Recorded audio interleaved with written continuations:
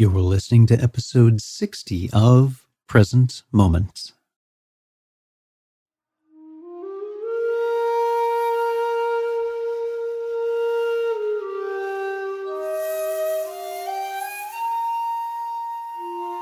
Welcome to Present Moment, Mindfulness, Practice, and Science. I'm Ted Meissner. Present Moment is a podcast with interviews, conversations, and roundtable discussions.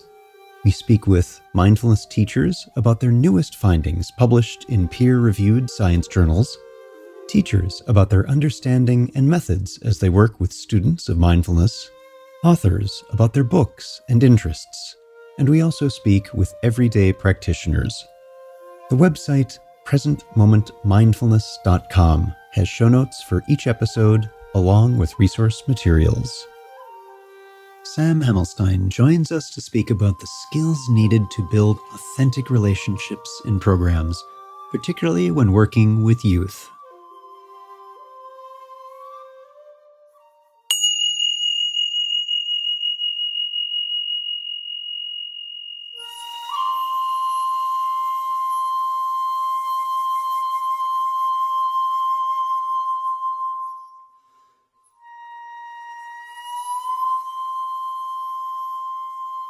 In mindfulness programs, a foundational activity is holding a safe space, and we can't effectively do that without building relationships with participants.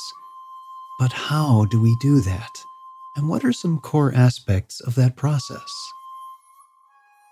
Sam Himelstein, PhD, is a licensed psychologist in the state of California and a behavioral health clinician at the Alameda County Juvenile Justice Center. Sam has dedicated his career to working with high-risk and incarcerated adolescents. Our returning guest today is our friend Sam Himelstein. Sam, welcome back to the podcast. Thanks for having me, Ted. I'm happy to be here. So glad to be speaking with you again. And I want to start out, you've been with us a few times now. How has MBSAT, that's Mindfulness-Based Substance Abuse Treatment for Adolescents, how has that been going? Yeah, thanks for asking. It's been going great. I have done a number of trainings since I last talked to you. And of course, myself, I'm in the work with the youth as well. So I run groups and I also do individual psychotherapy where I bring in the MBSAT modules and curriculum and skills into the work with youth myself, because that's one of the things I'm most passionate about. It's been going really good. I've had 3 certification trainings so far, and I have another one coming up in March. And each time there's been more applicants. The people that show up to these trainings are, wonderful folks who are therapists, who are educators, who are folks who are passionate about addiction, folks who are passionate about just learning mindfulness and learning how to think in terms of a mindfulness-based curriculum and how to approach that work with young people. Of course, the intervention is geared towards adolescents, but every once in a while I get somebody who's just kind of interested in addiction or mindfulness-based work to bring to whatever population, because it applies to a lot more than just adolescents. But it's been very fruitful. I mean, the folks that are coming are giving me a lot of really, really good feedback. And they're saying they're walking away with something that they can actually go and incorporate into their work immediately. And my goal with this, just like the training that we're going to talk about in a little bit, is to just create a community of folks who can go out and do this work and kind of report back and share in an online community so that we can continuously make this field more sharp and in the best interest of the young people that we serve. Because for me, that's what it's all about. It's about just continuing to refine our skills, continuing to have these conversations with each other as colleagues to make what we do better so that the youth can get the best possible curriculum, the best possible techniques, the best possible relationships from us, from the caring adults in their lives. So it's really, really been a wonderful ride. I mean, this hasn't even been that long, less than a year, and things are very much moving in the right direction. I've even thought about trying to cut back on my full-time job so I can dedicate more time to the mindfulness-based substance abuse treatment intervention. not just in terms of training folks, but also in terms of more research. I've applied to get this on this SAMHSA's evidence-based registry as an evidence-based program. As we talked about in the last podcast, I've done some research on it. We have some evidence behind it. And so now I'm kind of playing the game of getting it recognized by the national organizations. So hopefully that will work out. And yeah, it's wonderful. Things are going really, really well. Awesome. Glad to hear that. And it's got to be rewarding working in an area where it's more collaborative than competitive. Yeah. It's a great statement. When I do these trainings, the opening meditation that I do, even before kind of everybody does a formal introduction, is notice, I bring folks through an intention and I say, I bring folks through a meditation and I say, notice what your intention is for being here. And also don't, I'm charged with the responsibility of certifying you all in this intervention, but everyone here has innate wisdom. So I bring them through this kind of opening meditation and really encourage folks to draw on their own wisdom, because like we talked about before, whenever you're facilitating a curriculum, the curriculum is just the shell. It really comes to life through the person, through the individual. So even though that this is a 12-session curriculum and it's written in a book and solidified in a book, when it's being implemented in real life, the way I do it is going to be slightly different than the way you do it.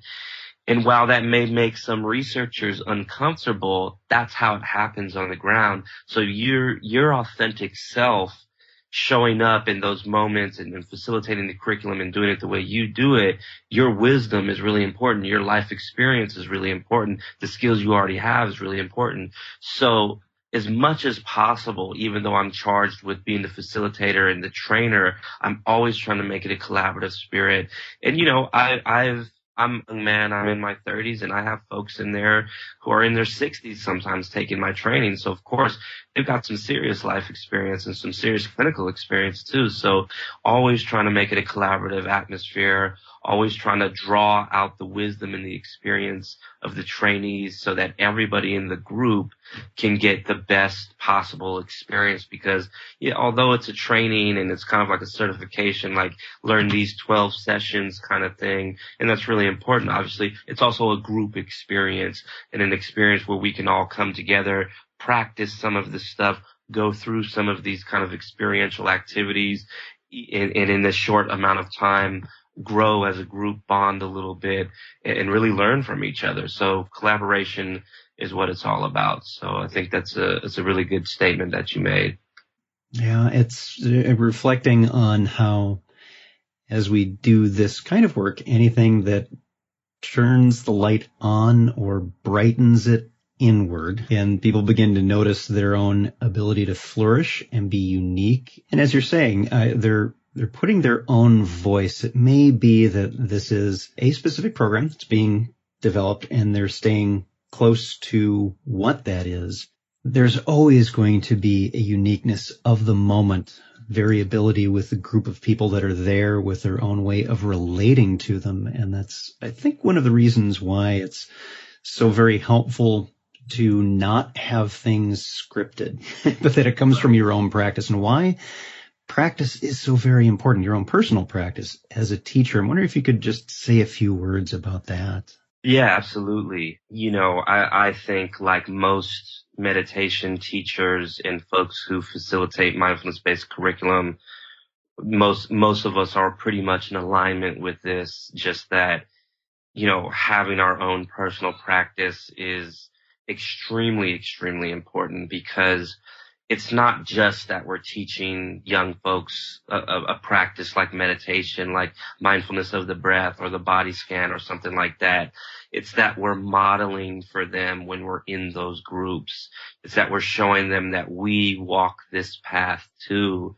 And it's invaluable to kind of be able to fall back on my own practice, to be able to answer questions about meditation, but just also to model how to practice in the moment when stuff comes up.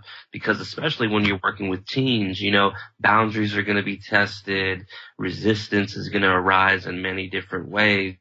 And when I can show up as a facilitator, as a mindful, authentic, present human being who's looking to connect, that in and of itself is teaching so much more sometimes than just me going over mindfulness of the breath instructions, which may or may not stick to a young person.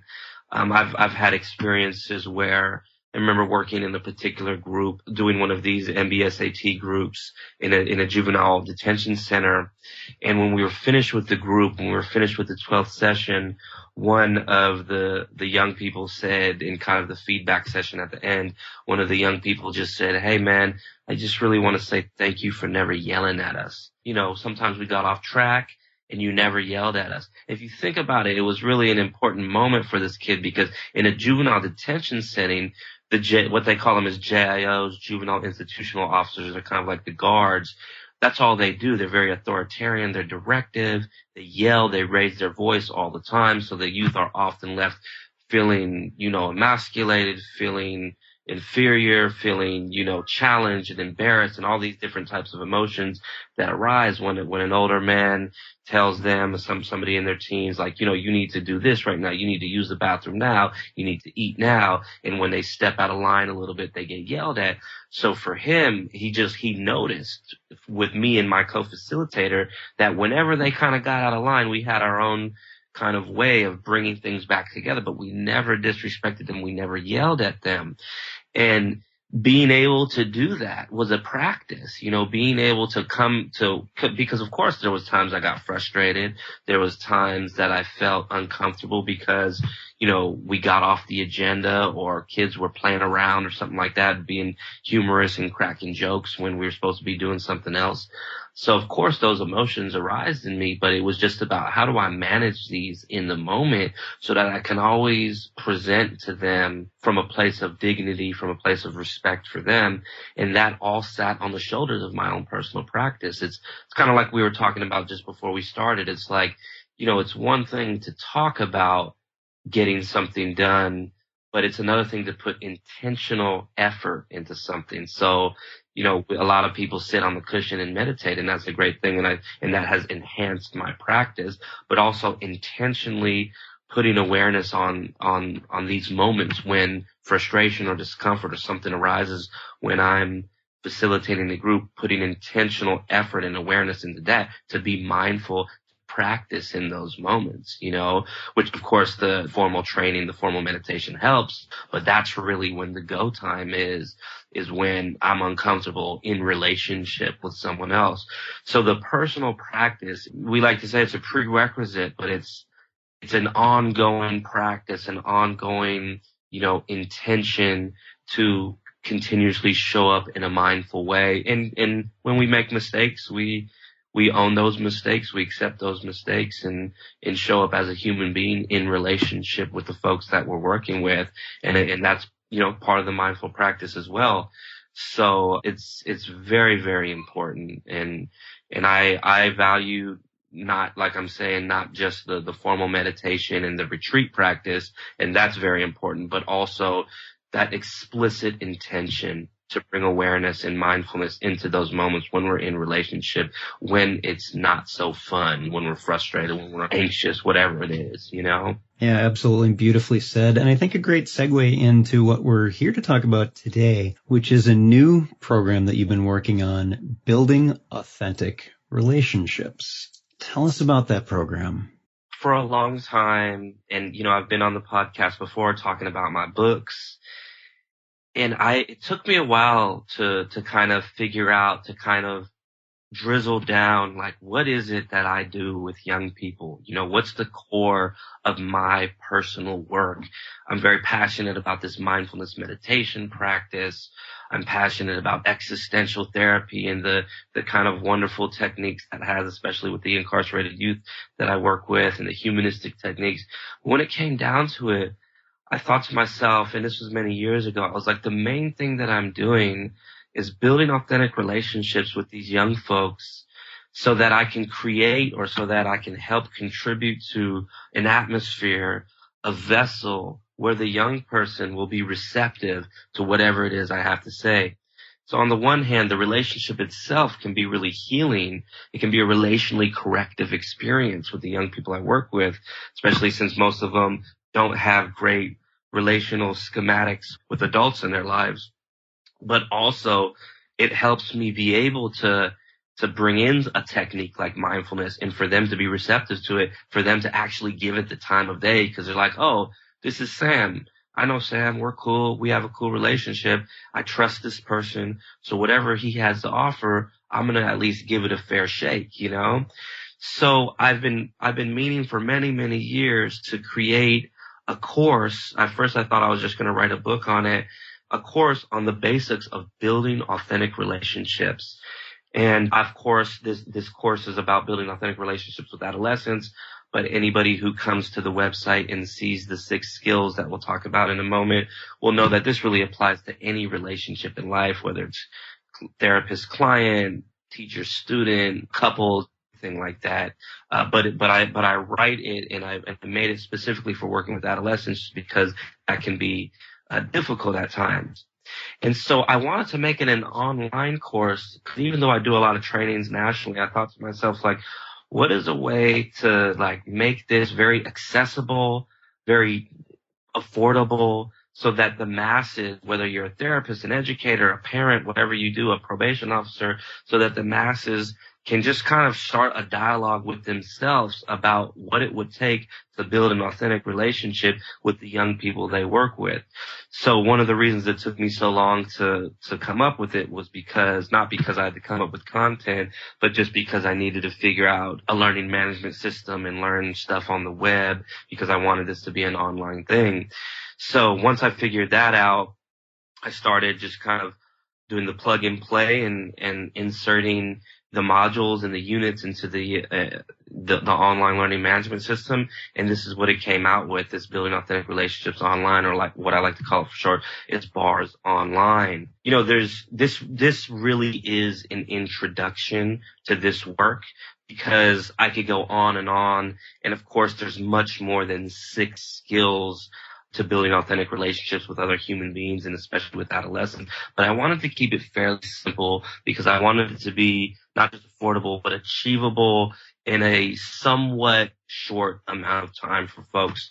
It's kind of like the tip of the iceberg, but also you're going to leave this training feeling like you have some concrete tools to work with. So like I was saying, there's 6 skills that you'll learn in this training: deep listening, skillful self-disclosure, setting healthy boundaries, working with resistance, motivating adolescents, and self-care. These are all things that probably ring a bell with a lot of folks who are in the clinical world, even educators. I mean, they may seem pretty straightforward, but what my intention was to dissect all of these so that we as caring adults can have a schemata of how to approach and use these skills specifically to build authentic relationships with young people, so that when we're doing whatever it is we're doing, when we're practicing psychotherapy, when we're educating or teaching in a classroom, when we're in the field of juvenile justice, or even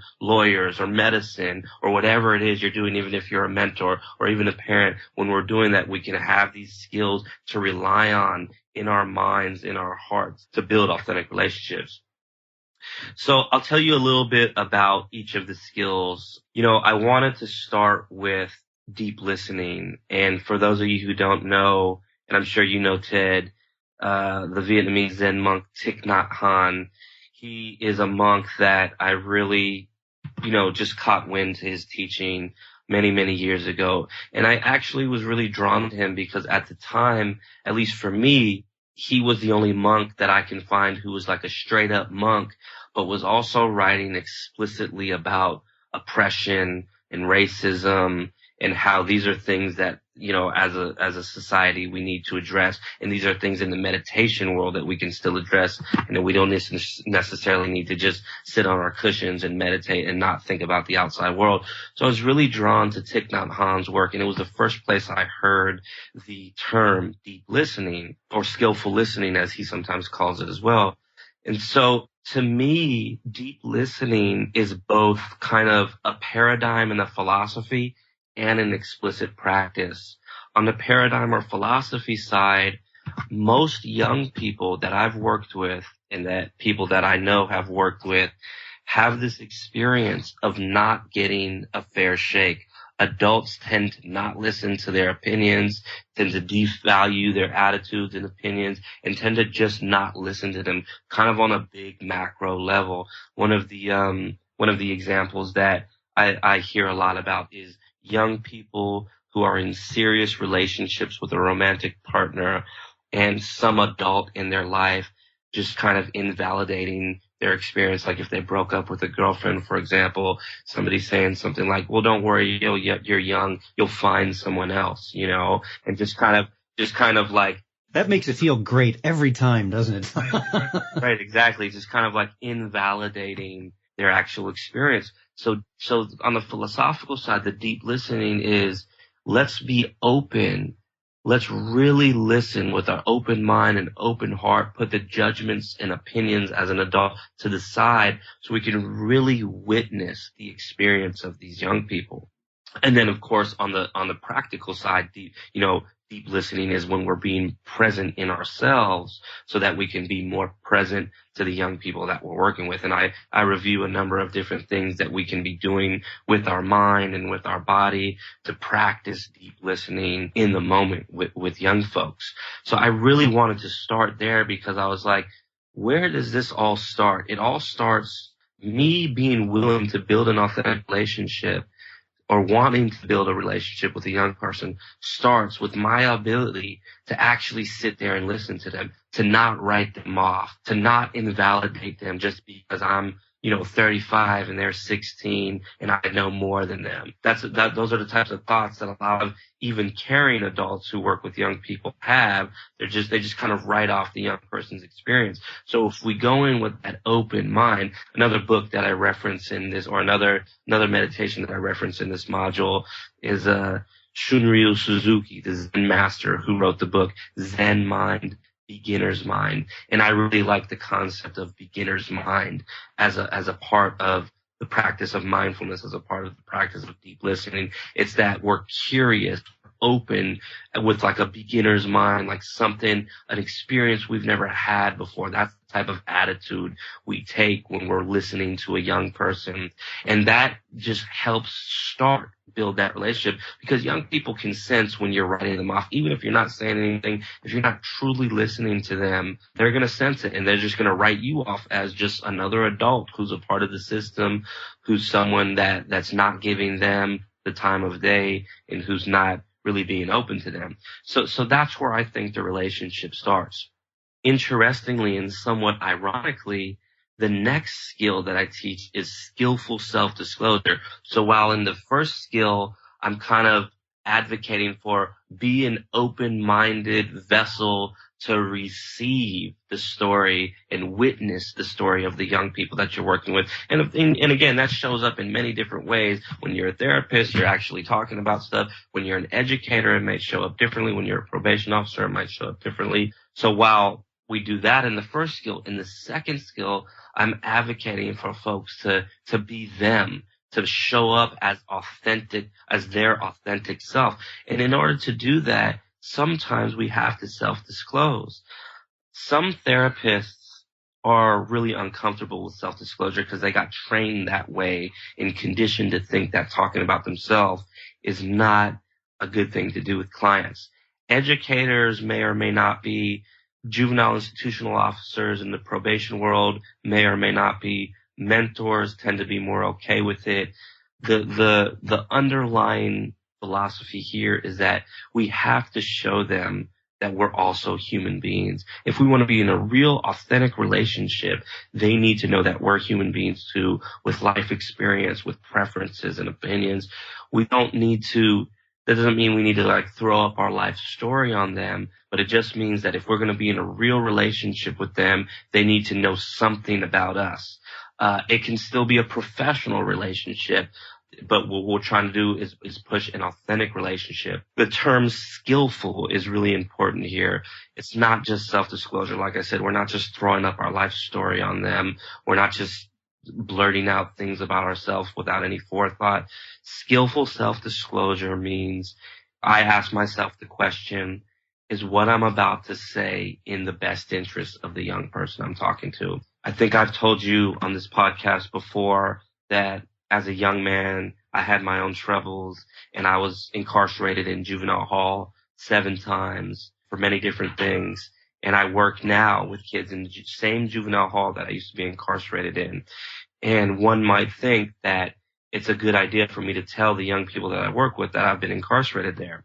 Well, I always ask myself, is it in the best interest of the client that I'm working with?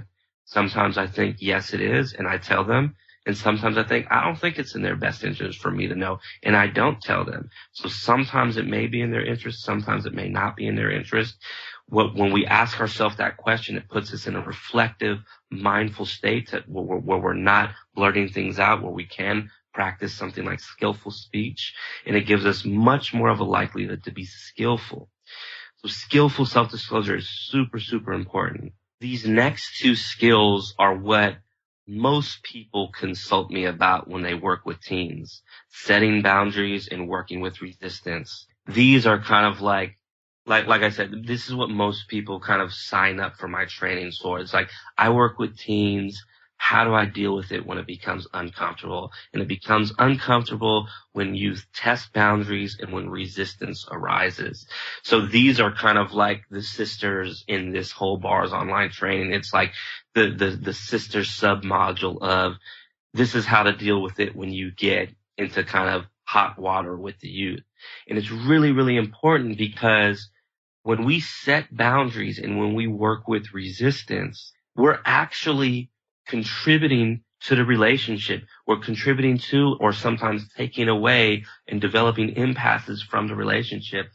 When a youth is testing boundaries and I need to set a healthy adult adolescent boundary with that young person, the way in which I do that is going to be very telling about how the relationship is going to go, about whether we're going to continue to move along this path of a kind of receptive, trusting, authentic environment, or whether an impasse is going to occur. If for example, if somebody says something that's inappropriate in a group or asks me something about myself that I don't feel comfortable disclosing, and I set a boundary in an unskillful way, if I kind of like flex my authority and do what everybody else does with adolescents and say, hey, and say in some words or another, I'm the adult, you're the adolescent, and you need to listen to what I'm saying right now, and this is not okay. If I do that, then I am just perpetuating every other type of relationship or negative relationship that they've had with adults, and creating a person-made impasse that's taken away from the relationship. But if I think through what I'm going to say before I say it, if I use some kind of here and now self-disclosure about my present moment of feelings towards the young person, if I do that, there's much more of a chance that what I say is going to be more skillful. If I think about what I say before I say it. I know that sounds very rudimentary, but in the moment when the iron is hot, for some folks, it could be really difficult to think about what you're going to say before you say it. If I do that and I set a boundary and use, some strategic language around that, it's much more of a likelihood that it's not only going to be skillful, but that I'm going to provide them a relationally corrective experience. That is, an adult setting a healthy boundary with them, but doing it in a way that's not disrespectful, that's not domineering or authoritarian, and that still is holding them from a place of dignity. And it's really the same thing with resistance. I mean, whenever you're setting a healthy boundary, sometimes resistance has arisen, but the only reason I made this a separate skill was because sometimes a resistance arises outside of the scope of setting healthy boundaries. But that can be really uncomfortable too, because when resistance arises, it arises in many different ways. It can be traditional resistance. I don't want to do this. It could be humor, trying to push away strong emotions and dealing with humor. It could be boredom, detachment, disidentification, dissociation. When those things arise, if I view that as a way for a young person to protect themselves, because that's most often what's happening. Most often when resistance is arising, the young people that I work with are protecting themselves in some way. There's a strong emotion, and oftentimes subconsciously or unconsciously, they don't want to go there because of trauma or something like that. So their psyche finds some intricate, interesting way to deal with it, whether that be overt aggression or indirect humor to get away from something, But if I view that as a way for them to protect themselves, I take my ego out of it. It's not about me. Then I'm much more able to manage my own stuff that comes up in the moment, whether it be discomfort or anxiety or frustration. And then I'm much more likely to be skillful because my ego is out of it. And then I can engage them. Of course, I can engage the resistance in a number of different ways. And that's something that I review in depth in this online training is not just how do we manage ourselves in the moment, which is the most important thing, but also what do we do? What do we say? And I kind of have like a matrix of different things, a kind of umbrella matrix of different types of interventions that you can use with different youth in different situations. And of course, everyone's unique and it's not like a one size fits all. So that's really like the meat of what a lot of folks come to my trainings for, is how do I deal with setting healthy boundaries? How do I deal with working with resistance? And then I wanted to bring in some kind of techniques on motivating adolescents, because most folks think that all adolescents are really hard to work with and they're all resistant, but it's really not the case. I mean, if you approach young people, and this is my experience and a lot of people that I work with too, a lot of experts in the field, if you approach young people as human beings and as an authentic person, as someone who's trying to connect, not necessarily somebody who is trying to change them right off the bat, then oftentimes they'll be receptive to you. And oftentimes they will be willing to talk with you, And so I wanted to bring in a module or a skill on when they are in that place, when they're not super resistant, how can we motivate them to reach their own goals? In an education setting, one of their goals may be to graduate from high school. In a therapy setting, it may be to learn how to manage their anger in a more skillful way. In a probation setting, it may be, how do I stay off drugs? How do I stay off drugs for the duration of probation when I'm getting P-tested? Or how do I stay out of jail? A lot of these kids that I talk to that get labeled as troubled teens and really resistant all want those things. They want to learn those skills, So the motivating adolescence skill is really just some basic counseling skills. Most therapists who take this training will probably this will probably be more of a review for them, but the educators, the probation professionals, the mentors, they'll get a lot out of these kind of basic counseling skills of how to talk to kids about where they're at and where they want to be, and how to develop that discrepancy in a skillful way to get you thinking along those lines. And then finally, the last skill, in some sense, the most important, self-care. And I say that because I believe that, if we don't take care of ourselves, burnout happens, compassion fatigue happens. And especially if you work with young folks or anybody who've been traumatized, the potential for vicarious trauma skyrockets. And that's when we, as the facilitator, as a therapist, as the educator, it's not just compassion fatigue. It's not just feeling overwhelmed. It's when we actually start to develop symptoms of the trauma as well, because we're seeing so much of it. When we don't take care of ourselves, those three things we're at a much higher risk for. And the way I view that is, if we burn out, then we're not there to provide that authentic relationship to the young person. So in some sense, it's the most important skill to have, because when we're working with young people, yes, it can be hard at times. It can be very challenging. It can be very rewarding too, but because it can be extremely challenging, we need to have ways to take care of ourselves.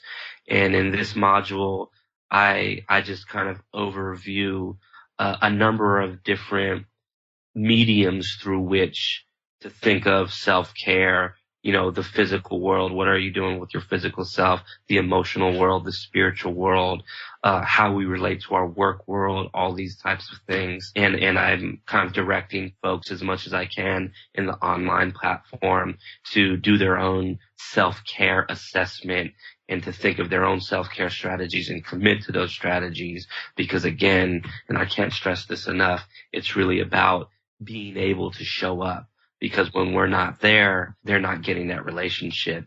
And if we're there kind of half-heartedly, it's going to affect the relationship. I like to tell people that I train, and also kids that I work with too, would you want to go to a therapist to deal with your stress?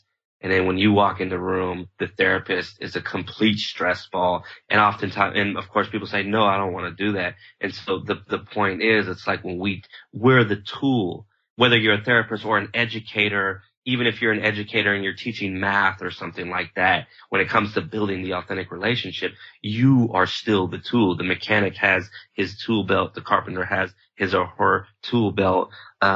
But when we're building authentic relationships with young people, we are the tool that we're using. So in order to sharpen, in order to refine, in order to polish ourselves as a tool, we have to take care of ourselves and make sure that we can show up to be our most present self with a good, solid presence.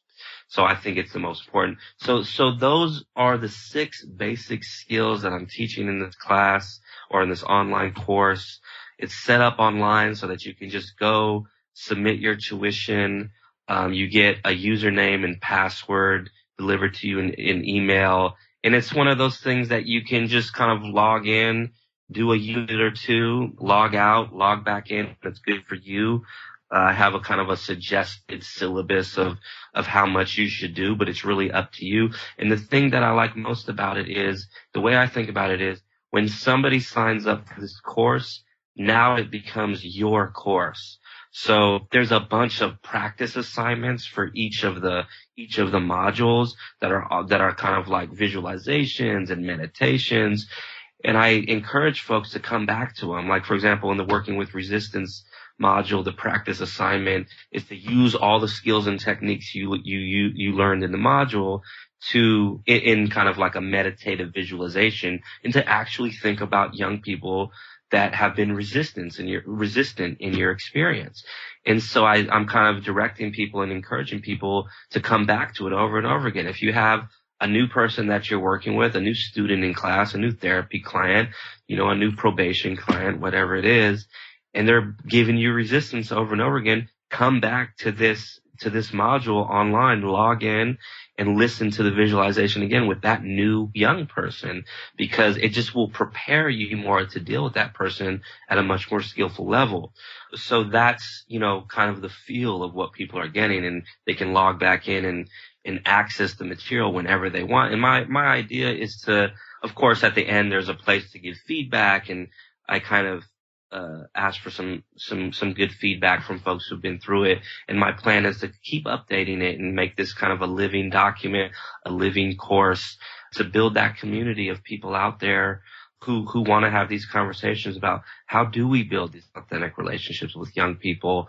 How do we do it in a skillful way? How do we do it in a mindful way, so that we can not only build a relationship, but model some of these qualities to the young people that we're working with?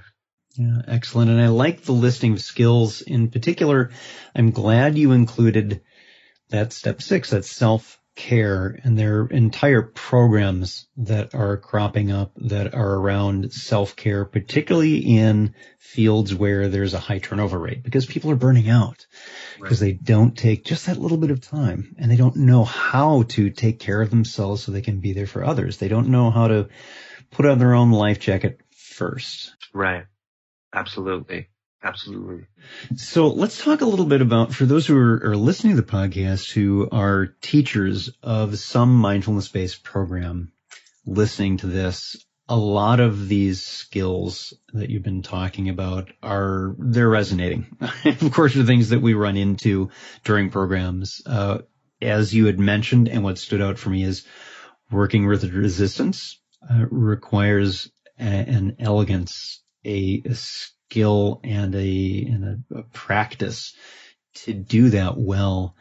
So I'm wondering if you could say a little bit about how you've seen these work with mindfulness programs themselves. I know these are not explicitly mindfulness skills, but you do talk about how all of the skills, but except for perhaps one of them, the motivating adolescence, you cover explicitly mindfulness in each of those. I'm wondering if you could talk a little bit about that. Sure, absolutely. And I say this at the beginning of the course. The core theme, even though this is not technically a mindfulness-based course, the core theme of this course is mindfulness. Meaning, I like to think about like a visual of a pyramid, and I like to think of like a pyramid with two levels, the bottom base and the top base. And on the bottom base of the pyramid, it's awareness of ourself, and the top base of the pyramid is awareness of the other, the student we're working with, the client we're working with, whatever it is.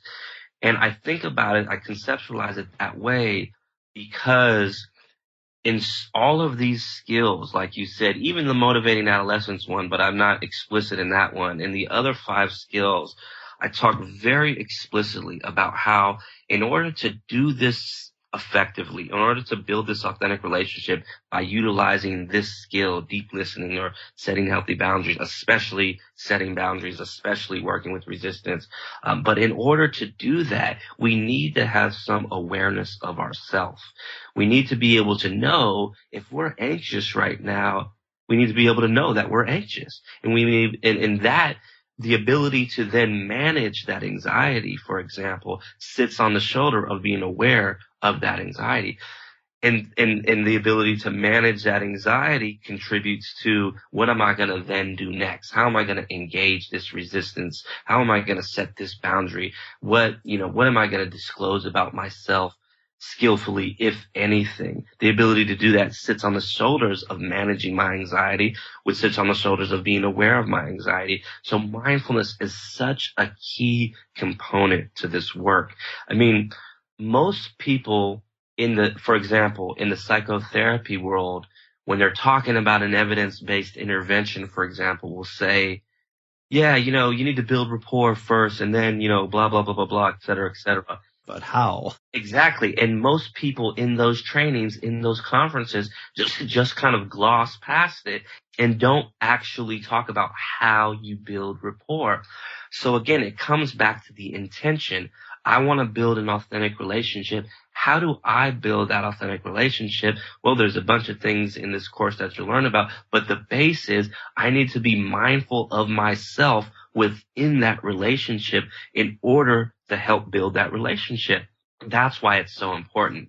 The other thing too is, and I think some folks talk more about this in the Buddhist world, but definitely in the secular mindfulness world as well, is that the practice of letting go of the ego, the practice of not letting my ego get too triggered, or if it does get triggered, being able to step outside of the bounds of that and work outside of that heavily relies on my ability to be mindful, right? It's like I'm putting specific intention and to be mindful of this type of thing that arises in me that's called the ego, that gets triggered, that wants to assert itself, that wants to say, this is me, this is who you are, and this is what I do in these situations.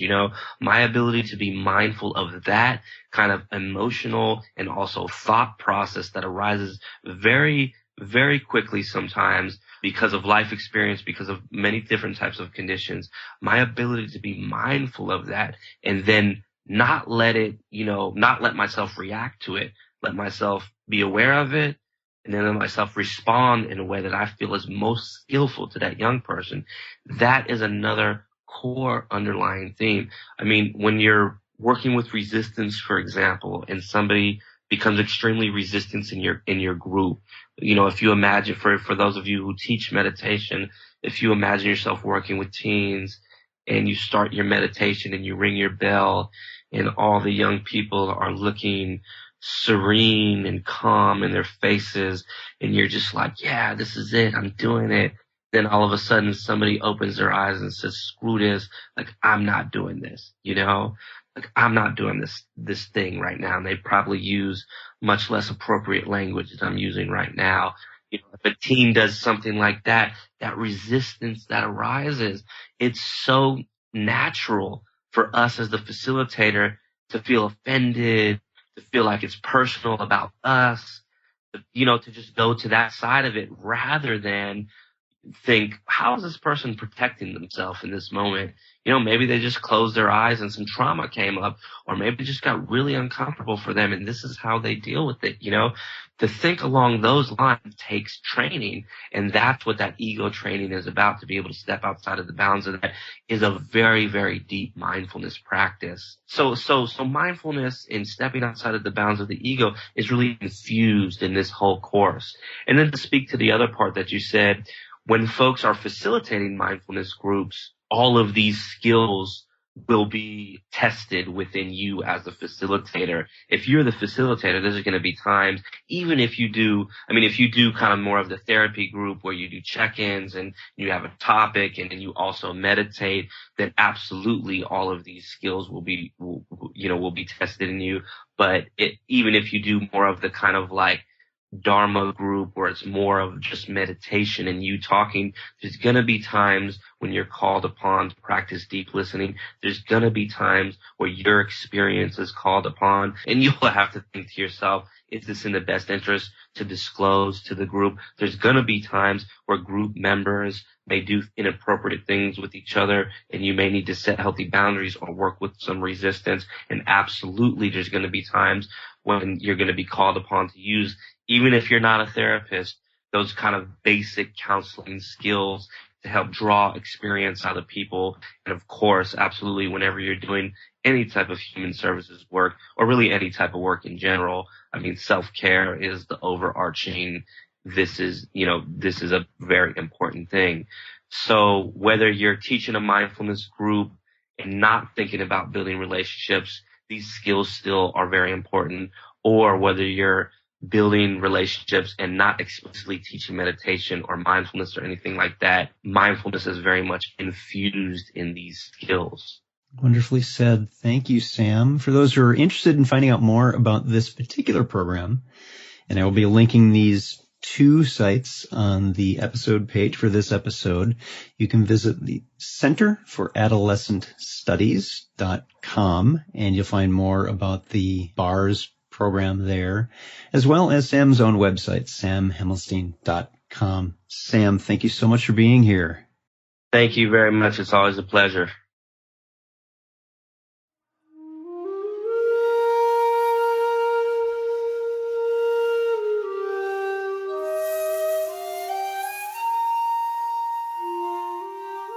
Thanks for listening. If you'd like to learn more about something you've heard in today's podcast, please come visit the website at presentmomentmindfulness.com. You'll find an entire webpage devoted to this and every episode. You can comment on the episode page and find show notes and other helpful resources for your mindfulness practice. The shakuhachi music heard on Present Moment is used by permission and through the generosity of musician Rodrigo Rodriguez. His website is linked on the Present Moment website on the About Podcast Music page. Sound editing, mixing, and mastering provided by the generosity of Anthony Dominello of StructureFromSound.com. Until next time, remember, every moment you have a choice. Make it the best you can. See you next time on Present Moment.